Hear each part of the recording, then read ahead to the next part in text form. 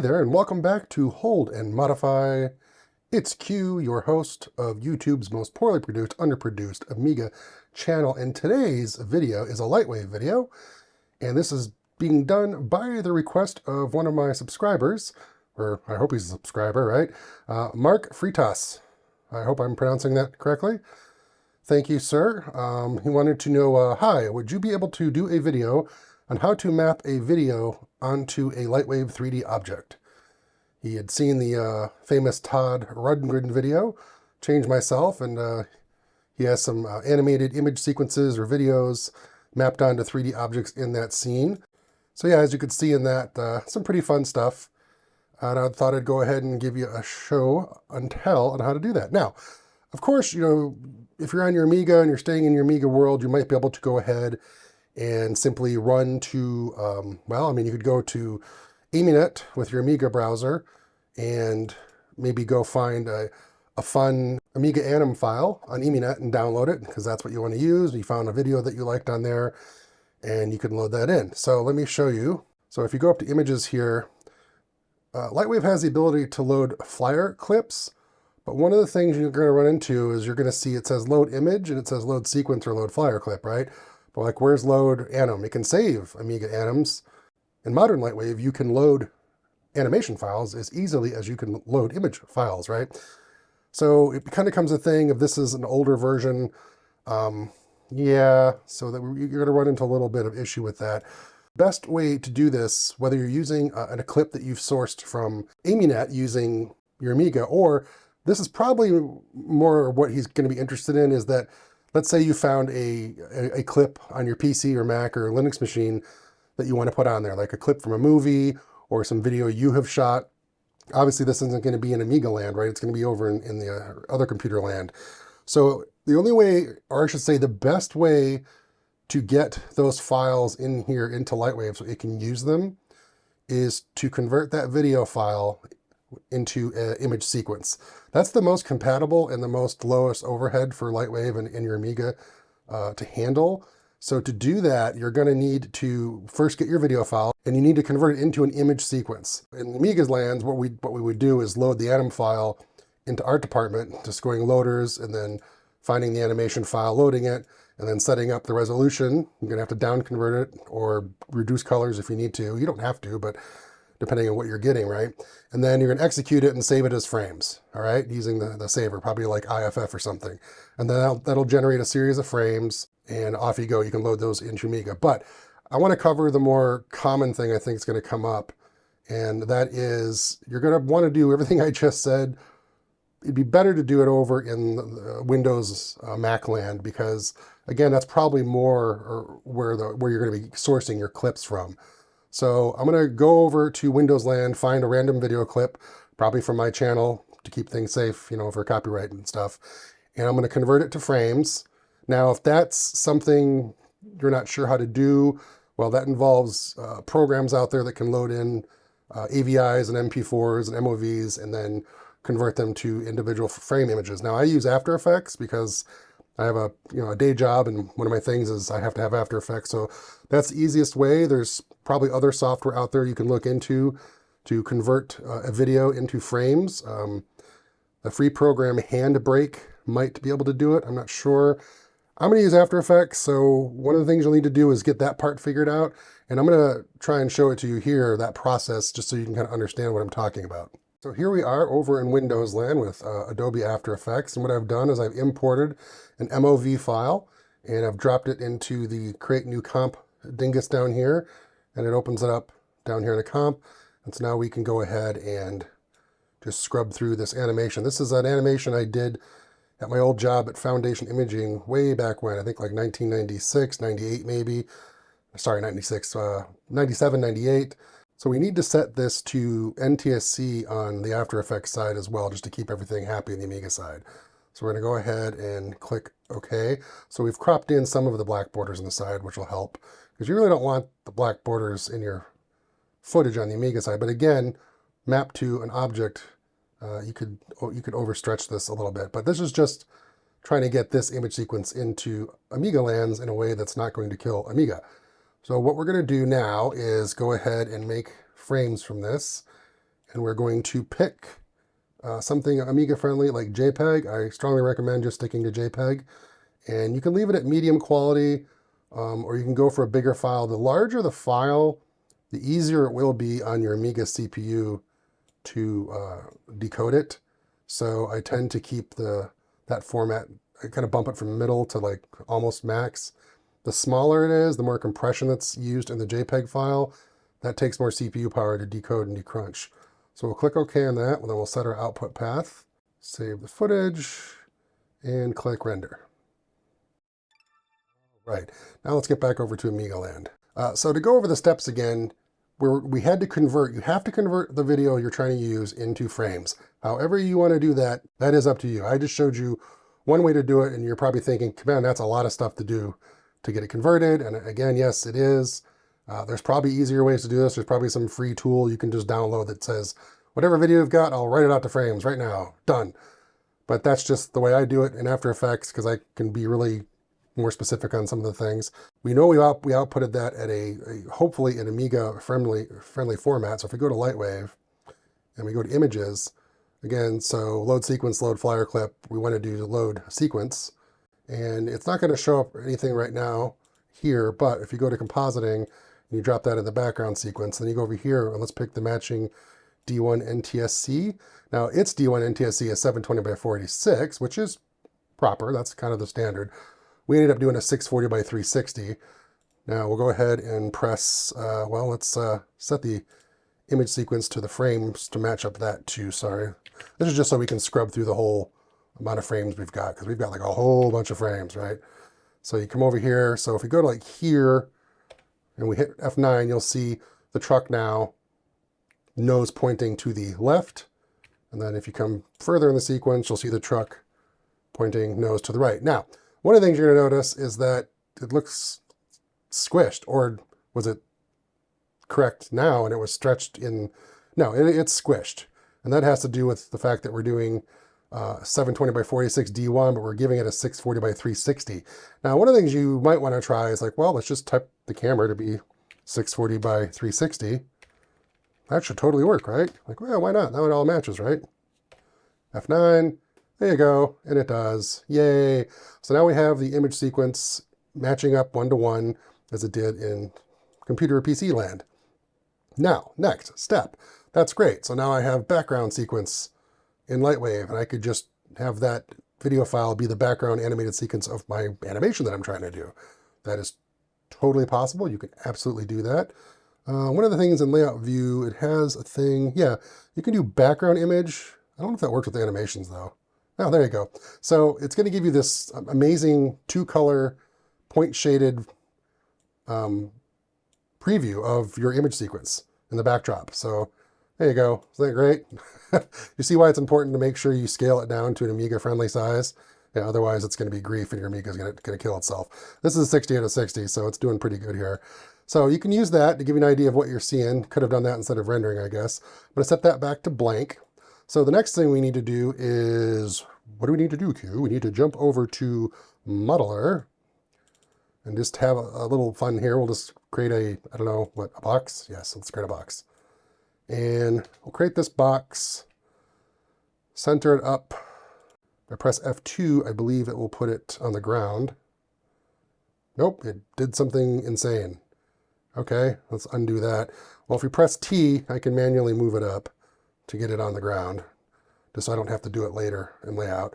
And then what we're going to do next is go to, well, actually, let's not do the whole thing. Let's do, well, first off, you want to be able to see it over here doing its cool little rotating thing, moving solid, right? Yeah, here we go. Okay, so now we can see the little cube over here doing its thing. So we're going to pick, and you know you're picking what polygons because you see these little normal indicators pop up. We're going to pick all these polygons, okay, except one of them. You notice I haven't picked one of them. We're going to call this, I don't know, box. And we'll make it blue-ish, purple, bluish. Yeah, like, sure, that's great. Hit apply. But then we're going to go ahead and pick this one here, just this one. We're going to call it screen. Okay, and it can be any color you want it. All right, and now we'll go objects, save as, And I'll just keep it out in the root here with all my other crazy stuff here. We'll just call it Todd test for Todd Rundgren, right? .lwo. And then back to Lightwave. And this is the meat. So you could skip all the way to this point if you just like, yeah, I got an image sequence. I know what an image sequence is. I've got that. Well, then, yeah, here's the next thing you would do. So here's our cube. It's very exciting. And we'll go ahead and pick our camera and we'll kind of move it over here. We'll start down here all, like this, little lower thirds down here. Keyframe it at 0. And we'll go all the way to the end and we'll kind of have the camera come up like this. I'm not trying to do exactly what the Todd Rundgren thing. I'm just trying to get some animation happening so it's not just a box sitting there. And our happy little box, what we'll do with that is back here, we'll keyframe it. And as the animation progresses, it'll kind of come up and then it'll do like a little kind of rotate and nod like it's kind of following us. Just something nice, right? Something pleasant. And then we'll go to our camera and we'll tell the spline controls, we'll give a tension of 1 for a nice gradual smooth. And then I want it to just take off with a little bit of tension. I want it to be like super smooth. I almost kind of want it to feel like it's just kind of lifting off and then it'll come to a smooth stop. So we can go ahead and click make preview. We'll hit play and there you go. It's just a box rising as the camera rises. Now, I made this 213 frames because that's how long our video sequence is. I didn't need to make it 230 frames. In fact, this animation would be way more dynamic and energetic, especially if this was like a motion graphics thing you're trying to do, probably like half this frame count or maybe 1/3 this frame count. But this way we can just see that everything is working. So what we'll go ahead and do is go to surfaces, and for box, we know we've already got the surface we picked. We can give it a little specular if we want, but there's not much we need to do to that. The important thing is you go to screen. Now for screen, one of the things you want to do is take your luminosity, crank it to 100, your diffuse to 0, spec at 0, reflectivity and transparency, all 0 for now, surface color, planar image, because remember a box is, left, right, front, and back. That's what your planar image does with these axes. X is basically left and right. In Lightwave, Y is top and bottom, and Z is front and back, basically, of the box. So Z, front and back of the box. Well, we know we want it to be on the front, and we only tagged one thing for that, so we'll do that. You get your little preview. Now, but if you do automatic size, it's just going to stretch the image to fit the shape of our cube. And since we didn't really make it any specific shape except cubular, it's going to look different, but you can change that using texture size.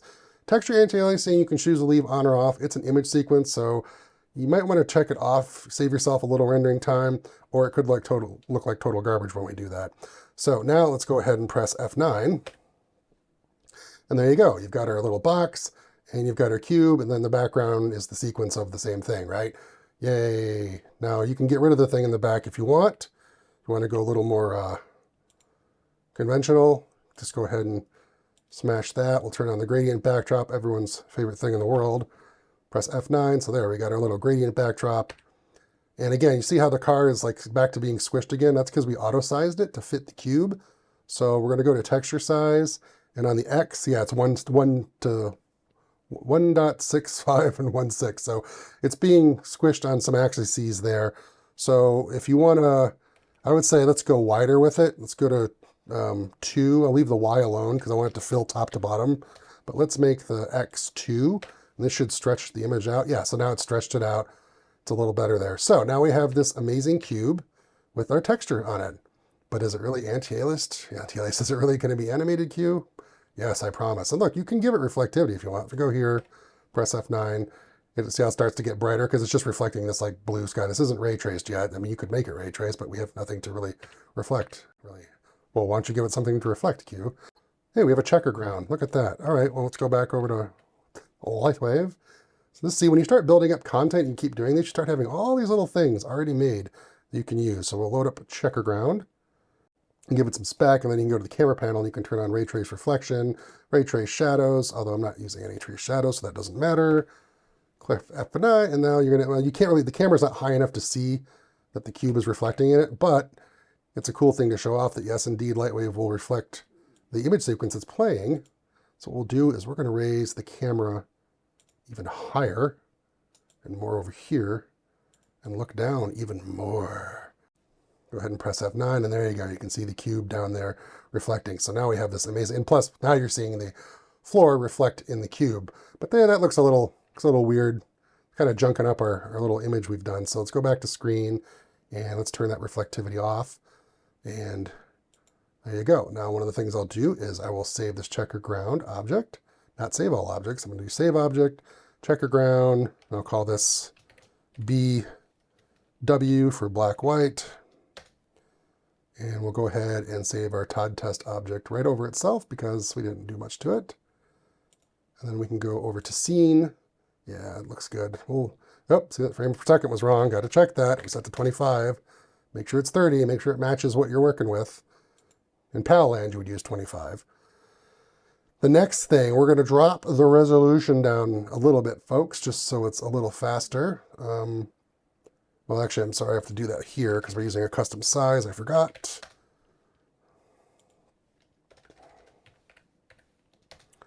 All right, so this should render a little quicker. Of course it does. It's starting to look a little more Amiga classic, isn't it? We'll give it some anti-aliasing. Heck, we'll even turn on motion blur. Oh, is he crazy? Yeah, so now when we press F9, get a little motion blur. You're barely going to read the motion blur. This thing is going way too slow for that. Say, no, cube. I want you to be up here at frame 90. I'm going to delete your keyframe here. I'm going to tell camera, hey man, I want your keyframe at 90 now. Delete your keyframe here. And then we're going to go to scene and change this to 90. So it's a lot less to render with. Plus, this might make the motion blur show up more, right? So now we have a much more dynamic, faster animation going on. So if we press F9, yeah, there's starting to be a little bit of motion. Plus this will render quicker. So one of the things you can do the thing I say you should never do, which is just write out an animation, a ham animation from here to look at your beautiful work, or save out frames, and then like I've shown in other videos, and use Fred and Art Department Professional to make your animation file there. We have far, far more control. But I'm going to be lazy and do it here, and we'll go ahead and put it in Amiga stuff, transfer, bonsai, JPEG, and I'm going to call it bonsai.anim. And it's going to be an 8-bit ham anim, and I can turn off the render output. We don't need to see it while it's doing it. We will save this amazing scene as Todd test scene. Now, I called the object the same thing, so this is why you always want to use extensions so you don't have weird collisions or overrides. So .lws for Lightwave scene. The object I called .lwo for Lightwave object. So now we have the scene saved. Everything's ready to go. So all you have to do is go to render, and it says render display set to 8-bit for ham recording because it's going to do ham recording. Make sure you turn on automatic and click OK. And it's going to go through and render animation. Now, if you don't touch anything, you get to see the completed frames render and see how fast your Amiga is or how slow your Amiga is as it builds the animation. But we'll go ahead and zip through this. Now, I did want to stop here and mention, well, what if you click the screen on accident? Well, then you're just going to be seeing the memory optimized low color preview mode with what's going on. Plus, it does give you your frame times down here, so you can see what it's doing. It's rendering and adding the frame to the anim file. But unfortunately, if you click on it, yeah, you're going to be stuck here. You can't get back to the pretty image. Or can you? You know, I keep saying that. Is that true? Oh, there you go. Yeah, just use your multitask Amiga M, and you can get back to the screen. There you go. I just learned something. It's only been 30 years. All right, so that's it. It's done. We've already saved everything, so we can just go ahead and hit quit. All right, bonsai, JPEG, bonsai anim. Ah, good old View. Trying to play it. I don't know why View does this. This is such a simple program, and then it really does not like formats that aren't like strict Amiga formats. Oh, that is always so frustrating with View. And there's really nothing you can do. There's no settings or controls on it. So sometimes my backup is to go to Dopus. Now, there are numerous other anim players on AmiNet. I'm just lazy and have not gotten any of them. So I apologize. I've just got View and, well, Directory Opus here to play it. So let's see if I can get it to play over here. Ooh, well, it's playing it with Palsy, apparently. So there you go. I mean, if you can go ahead and download a proper animation player, unlike I've not done apparently, you can play this back smoothly. You can see the vehicle is moving. It's animated. The texture sequence is moving forward in a predictable fashion, and you've got the animation. I'm sorry I can't get any of this to play back properly. Why don't I have a proper anim player? If any of you out there can just shortcut point me to like, Q, go to AmiNet, download this anim player. It's awesome. Why are you screwing around with all that old crap? There's updated anim players. I would greatly appreciate it. Whoa. Okay, so it's loading it into memory. That's why you need lots of fast memory. And then if you go to anim, frames, set number of frames right, control panel on and off, doink. Okay, so we can do loop. Whoa. Well, it's playing it smoothly, but obviously it's having complete and total freak out otherwise. So what did we learn in review? You need to use frames, which is a sequence of images that you can play back sequentially. Bring those into Lightwave. You can map them onto your backdrop or onto an object and render away and have your fun thing that I can't get to play because I don't have a proper modern or better anim player for the Amiga. How frustrating is that? We'll give it one more look. See here. Here was the other one I tried to do, and it suffered the same problem. Just, yeah, the Parkinson's thing going on here. I hope this helps. At least I showed you how to get this image sequence into Lightwave and mapped onto a cube, right? That was the bulk of this request. Yeah. Thanks for watching. I'm done with this video.